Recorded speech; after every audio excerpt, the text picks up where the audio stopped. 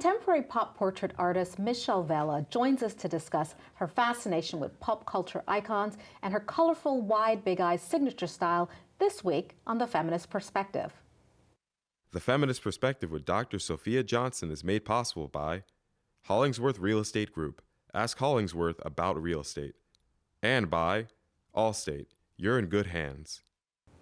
Michelle Vella is a contemporary Canadian artist known for her colorful signature wide big-eyed paintings of pop culture icons. From Audrey Hepburn to Diana Ross and Janet Leigh, Michelle Vella showcases beautiful, bold, and personalized traditional art alternatives. She began painting portraits of fashion icons in 2015, taking inspiration from Francesco Clemente, a contemporary Italian artist, and Alex Katz, an American figurative artist known for his paintings, sculptures, and prints. She has been featured on CNN Style, Harper's Bazaar, W Magazine, and Elle Magazine, just to name a few. Her big-eye portrait of fashion designer and icon Diane von Furstenberg is now part of Diane's art collection at the DVF Fashion House in New York. Michelle Vella says she's always had a talent for the arts and was constantly drawing as a child. Today, her studio includes original artwork, limited edition prints, a women's fashion and home collection.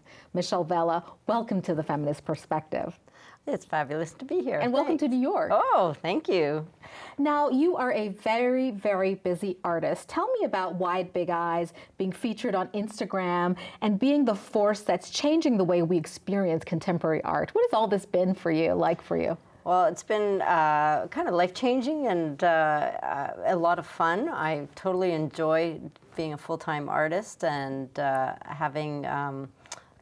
being able to paint something that people get a happy reaction to. Right. I call it art that makes you smile. Yeah.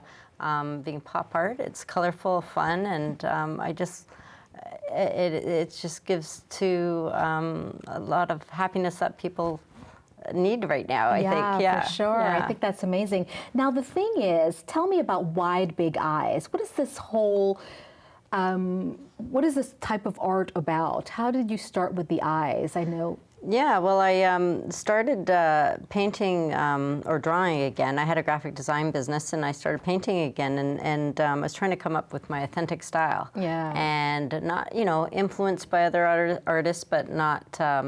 I didn't want to copy. Yeah. So I would draw a portrait every day of somebody in fashion, and I would and I was painting on paper at the time, and I would put them all out in front of me.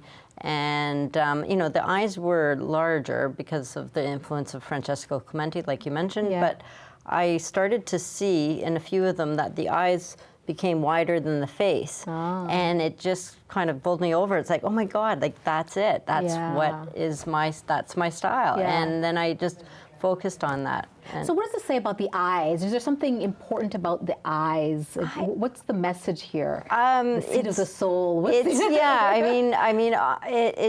that kind of, we can read into it and all that, but I just, I guess I was drawn to it. It's something that I was drawn to in drawings, and when I saw, that's in portraits.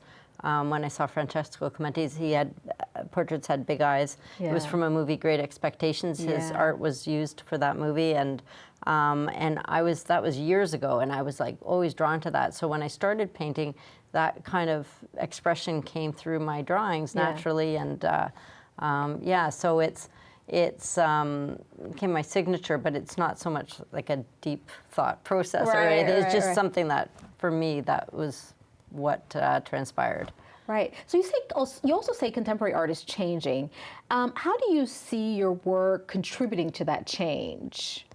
Well, right now, pop art is you see it everywhere, and it's definitely. It's pop art is popular art, and but it's also talks about the culture and what's happening in today's world. Andy Warhol pretty much started the movement, so for me, it's pop art because it is fun, but I also have some symbolism that I paint into the portraits and things like that. So, as far as being what it is for contemporary culture, yeah, well, I'm hoping to see what transpires, but it's. I think like a lot of art, anything goes right now. Just like in fashion, sometimes like there's trends and things like that. But I don't know how to. The influence on what's happening right now. It's to be determined. Yeah, right? exactly. It's evolving. Yeah, it's it evolving, is certainly, evolving. and I think you're a part of that discourse as well. Now, you say art should be fun, and even more importantly, art should be accessible to all. When did you first really start falling in love with painting portraits of fashion icons? Well, I started drawing, and I was doing like gesture drawings of people, and like somebody, an interior designer friend of mine in Toronto, he said, "Oh, you should draw fashion. Everybody loves fashion." Because I was just drawing like chandeliers, like, and people were loving those, and I was posting on Instagram. So I started drawing people, but then I used to be a portrait photographer years ago. Like something I did on the side, and it was portraits, it was faces. So I was naturally drawn to doing the faces, and then it was focused on fashion because the fashion illustration became really big at the time, and had a resurgence. So that was why the focus on fashion, and as it evolved, a lot of my people I do, whether they're rock stars or fashion logos, it's what they're wearing in my portraits is also quite important to me as well. And we're going to get to your clothes in a minute. So this is just amazing. You basically got your business off the ground on Instagram, if I read correctly. Yes, yeah. What is that about? Well, it was like back in 2015, and I thought I got into Instagram late in the game. I saw other fashion illustrators, mainly at the time, that's who I was looking at. And their Instagram was like taking off, and there was they were working with like big fashion brands and things like that. So for me, I was fortunate right out of the gate. Like a few months in after having my Wide Big Eyes established, I had W Magazine call me. And then soon after that, when I painted Diane's portrait and posted it on Instagram, Diane Baum Furstenberg, she responded and wanting the portrait that I painted of her. Like I was on cloud nine. Of course. And then meeting her in person and going to her fashion show. Like it was, so it was, so Instagram was really pivotal for me, and I was networking through it and finding out who knew each other and drawing them and to tag them. So it was strategic, and at that time you could actually get people's attention, whereas now it's so saturated. It's much more challenging. It's not the same, or I find it not the same for me. There's still a lot of people doing really well on it, and I'm doing well on it, but I'm just saying it's not the same kind of connections that you can make as I used to. I just think it's amazing. It's, no more business plans, right? Exactly, So early in your career, you worked with an art consultant, and you also worked in sales and marketing. How has that experience impacted your work? I could see the Instagram, social media, marketing piece, but how has the sort of the formal art world experience influenced your work? Well, I had, we're talking, like I started painting again at when I was just after I turned 50. So this is amazing. And I had a graphic design business for over 10 years. And I was getting a little like I just wanted to be away from the computer and start, I started sketching again. And so I started to like it. And I had already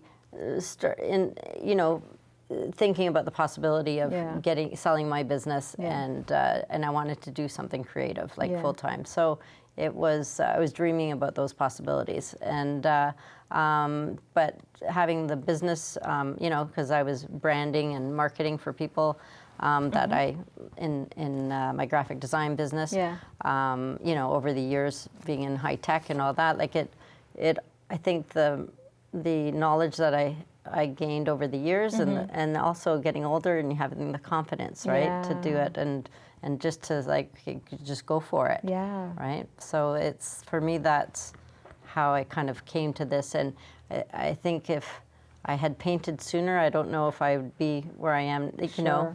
Sure. So it's just timing and knowing like now it's like anything's possible, and you know, it's just been a wonderful kind of journey, especially in the last 4 years. Yeah, I think that's amazing.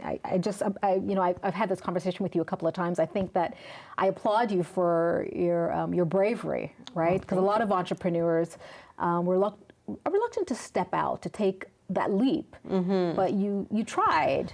How would you inspire young people to sort of think on that? Well, and I just did it. Like, it's not like, I always say, like, trying is like not already, you know, suggesting that you could fail. So for me, it was like, it didn't seem like a risk, right? Because I knew I wasn't, my graphic design business, I was losing interest. I wasn't marketing it as I should. And then I was really focusing like 3 hours a day on this art, I was painting portraits on this paper and posting on Instagram every day. So I was really working on my skill and getting that back again and developing my style and networking, but, and it became a passion. So it's, for, you know, in the first year, even 2 years, like it was up and down for finances. Like once I started selling and getting some, you know, and then started painting on canvas, there was like, oh my God, you know, I need to pay rent, or, you know, and being, you know, afraid in that way, not afraid, but I just had questions, but I wouldn't focus on the negative. I didn't want to focus on what I didn't have. I wanted to focus on, okay, what can I do to make an opportunity? Like when I changed from fashion illustration to painting on canvas, it was like, okay, I changed because I wanted to create an opportunity for myself in a different area and grow. Very amazing. I think that's so inspirational. I think it'll resonate and it'll inspire someone else to take action. I hope so. So now let's talk about some of the exciting things that you're sort of dabbling in, if you will. You got connected with DVF through Instagram, and all of a sudden you're on the Fashion Week scene.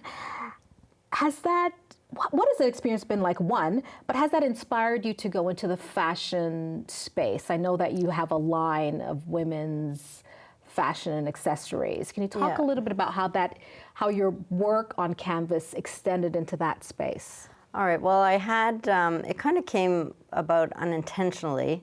I had like back when I started, and I mean it was amazing that a few months in, all of a sudden I had Diane von Furstenberg, you know, wanting my portrait of her, and meeting her and going to a fashion show, and at the same time W Magazine having me in New York. So, but I was like more focused on like fashion illustration because that was the big thing. So kind of like I said earlier, then I started painting on canvas, and I had, and then creating series and having shows that I would find, and then I rented a retail space in Toronto, in the kind of like a luxury mall. It's called Yorkville Village, and we had. I know Yorkville. Oh, yeah, of course you do. I keep forgetting you're Canadian. Yes. So I did a show during the film festival during TIFF, and it was this time like last year, and I had a 10-day show, and I hired a PR firm and to do some press for me and for my opening, and they introduced me to this manufacturer because I was doing a little bit of clothing, like just a little bit, and some accessories with another company in Montreal. And then this manufacturer in Toronto, they had some great styles. I went to see them, and they had these jackets and all that. And so designing on Photoshop. So I took some of the design, you know, the patterns I liked, and started designing and put them in my show. And because it was like a bit of a pop-up, and then I made it like a pop-up art gallery show kind of thing. And Jeannie Becker, who's a fashion icon in Canada, was on the host of Fashion Television for many years. She's a client of mine, and and a big supporter of mine. And she came to my opening, and she suggested I go on on the Shopping Channel in Canada, and they liked it. So we did. I did an episode of a segment on her show, Style Matters, and then I had I designed a whole new collection. And so that was unintentional, it wasn't something I'd planned, and it's not my focus because I am kind of phasing that out. My idea is, and I'll maybe get into it later, is kind of changing, if I do fashion, to be like collaborations with brands and things like that. Very nice. But this came about out of that. Like it was like, because people were really liking it. It's like, okay, so I started designing for that and putting it out there. But nice. But I really need to focus on my art and painting and my business. Right, of course. That. And the home collection, can you talk a little bit about what that looks like? I see their chairs. Yeah, I did some. I was trying different things, because I was representing myself, and so whether doing shows at different places or pop-ups, and so then I tried out the interior design show in Toronto, and it's called IDS, and with that you have to. An artist can't just submit art, so I submitted the idea of painting on furniture. So I did a collaboration with Studio B, luxury interior decor store in Toronto, and they supplied me with Panton chairs and Eames elephants. Nice. And I painted like an artist series. So I did like I painted Kusama, the artist, on one of the chairs, or Salvador Dali on the others, and then I did like Andy Warhol on an elephant, and Can you Keith that? Haring and such. So that was like a lot of fun, and so I had that at the show, and then I have rugs that I sell on my website that are made in the UK, and so I had a bit of a home collection. I was going to do more, but again, it's like there's so much you can do, right? For sure. And the opportunities are endless. Yeah, so the furniture was like hand painted, so they were one-off. So it was that kind of thing. So Very nice. Yeah, thank you. Now let's talk a little bit about balancing or juggling this act that you have. Mark, you're doing so much amazing stuff, inspiring so many people in so many different spaces. And it's something that a lot of young women inspire to do, and do it big and do it well, as you have been demonstrating and sort of speaking on. But it's really difficult. Is it really possible to have it all and do it all? You're saying that you're going to focus more on your art because that sounds like that speaks to you more. But you have this amazing portfolio, which includes raising awareness about aging and brain health, the Brain Project in Toronto. Right. But you also seem adamant in the context of all of this and the bigness of your portfolio, you seem adamant and focused on cultivating and really maintaining a multifaceted career, but also something that is uniquely you. How do you do it? Well, first of all, to me, juggling it all, like, this is my passion. This is my, starting this later in life, I put everything into it, right? And I'm single, which helps. I don't have kids. I have a balance. I have a great social life. I have a wonderful supportive family and supportive friends. So it's that part's makes it a bit easier, because I can't imagine. I don't have a dog anymore. You know what I mean? Like, I don't have those kinds of responsibilities. So to balance that, that's like what you do. I don't know how I could have managed if there was other things, but it allows me to do a lot more than so for me, it's focusing, let's say, on the painting, but it's more from like a business also, it's smarter business for me to focus on the paintings and my brand, right? So I want to make sure, like, I used to have accessories, but I took out the accessories, and also the time that it took, you know, designing all of these clothing and all that. So that's why I rather do a collaboration, because it's like too much time. Yeah. And from a business perspective, you want to, if you're going to spend a lot of time on it, you got to say, well, if I paint, it's, you know, it's better for business. Plus, I love it a lot more, right? Yeah. So, so it's a balance. And right now, like I think we'll talk about it after. But what I'm doing now, it's going to allow me to have more time in the studio, which I really need to focus on. So which is exciting. So the balance for me, is running the business, the marketing, the social media, website I do. Because I was a graphic designer, I design everything myself, marketing, and then planning shows and packaging boxes or the shipments to go out or the prints. Like everything takes a lot of time, and I don't have an assistant yet. Really? Really? Yeah. I have a sales assistant that she's working my show at Yorkdale in Toronto on the weekends for me. I haven't had an assistant yet, but I know I'll need one soon. You are your assistant. I'm like getting, it's getting to that point. So, but that's good. I'm excited about it for sure. I think one of the things that I find inspiring about you is that you're so focused, and you create a vision for yourself, and you don't deviate from that. And I think that is what a lot of people will find very powerful about your story, that you can create a vision for yourself, and you can create a new vision, and it's boundless. You don't have to be wedded to one thing, and I think that's where your story resonates with a lot of people, I think. Oh, thanks. Yeah, it's ever changing, and dream big and dream bigger, and sometimes you kind of and always, like, my main thing about, like, whether for other people in business or whatever, one of the things that when I was, let's say you struggle, like, I can't pay rent or whatever, it's like, and I knew it was going to be temporary. And those kind of windows of when I was flush with income coming in, you sell paintings, but then you put it back into the business, and then all of a sudden it's like, oh, until I have my next show or whatever, all of a sudden, so I wouldn't focus on what I didn't have. I would focus on, like, it's, an opportunity, anything can change in the next 5 minutes. And just like that time I came home and I was applying for, this is the kind of the funny story, it's like I was applying for I thought with my graphic design business, maybe I should, the smart thing to do is apply for a graphic design job with somebody else, because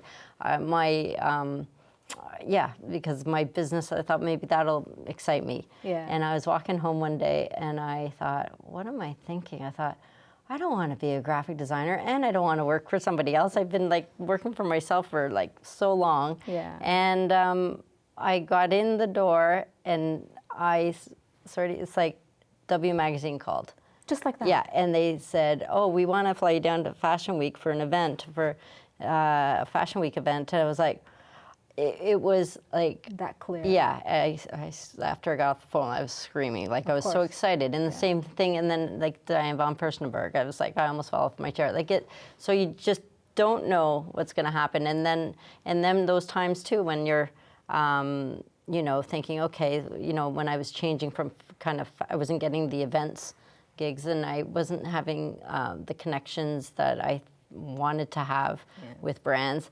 And so I created an opportunity in painting, and then having a series and doing a show with somebody, a jewelry designer up in Muskoka. And it was like, so, it's just always like, okay, so if I don't do this, or calling... doing a pop-up, or so it's always like creating opportunities, taking action. You're in New York. There are rumblings and thoughts about you doing bigger and greater things. So the grumbles about another project you're involved in here in New York. What's next for you? I know that you're meeting with galleries. And you have a client, a publicist, or... Yeah, I just signed with an agent, a New York agent and publicist, Courtney Daniels, and she's been fabulous, and she's we've been taking meetings with some great galleries in New York. And with, also even talking to some fashion brands and hotels even. So I had not thought of having an agent because I was dealing myself, and I thought, I was doing a good job with it. But through a meeting through makeup artist at NARS that approached me, and then through talking, she introduced me to this agent, and so I've been down here, and it's been fabulous. Like, it's one of those things where I hadn't even thought about galleries, and all of a sudden this kind of came, and then to hear the response I'm getting from the galleries, and these are like, New York galleries and great galleries that she's introducing me to, and it's been like something that I didn't even think about, and I'm like, oh my God, they really like my work. Like, it's like to get that kind of professional feedback has been like really fulfilling. It's so I'm still like kind of like standing outside of myself. It's like, they're talking about me. They're talking about my art. Right. So. And what was funny in our phone conversation, I didn't know anything about that conversation you were having with anyone else, and I even just suggested. So you were getting messages from multiple places, like strange people. Sophia in Toronto is like, in New York is telling you this, and I feel like the universe was sort of speaking to you. Many people were coming at you. Oh, and remember, I didn't know anything about you, and I just said, "What about this gallery?" Yes, exactly. And you're like, wait a minute. I've never, and then I thought, do you think I could, like, really? And I was like flattered when you suggested that, and it's been, so it's a different.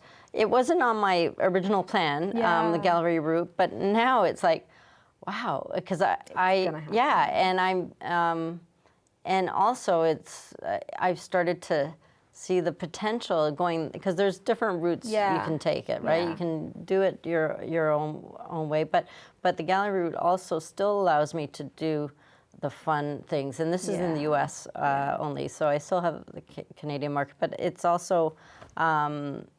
It's still collaborations with fashion brands and all that, and that's what I find exciting. And because the agent even saw how well my work and my brand fits into the fashion arena, and she's with both in the art world and the fashion, so it was a perfect fit. And so I'm really excited. Like, there's so much possibility, and I talked to a collector of mine, and to get some advice. When I was, about signing with an agent, and he said, and he has a home in the U.S., and he bought one of my big Jackie Kennedy paintings, and he said, he thinks it's going to be bigger than I ever imagined. He said, it's going to be life-changing. That's amazing. So, thank you. Michelle Vella, thank you for coming to The Feminist Perspective. It was so nice to have you. I wish you big things, big things. Thank you. It's been a pleasure to be here. I'm really excited to be here. Thank you very much. Thank you.